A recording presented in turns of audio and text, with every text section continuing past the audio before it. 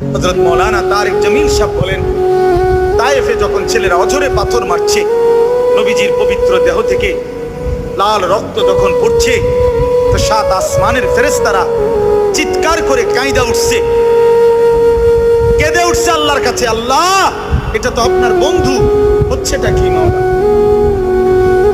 আপনার বন্ধুকে রক্তে জর্জরিত করছে, আপনি সইতেছেন কেমনে? আপনি দেখছেন কেমনে মাওলা? রব্বুল আলামিন ফেরেশতাদেরকে বলছেন, ফেরেশতারা আমি পৃথিবীবাসীকে, আমার বান্দাদেরকে সবক দিলাম দ্বীনের জন্য, ইসলামের জন্য, কোরআনের জন্য।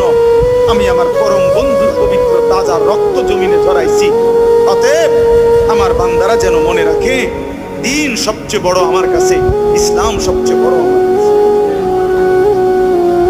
আমার বন্ধুর রক্ত দেখে যেন ইসলাম না ছাড়ে।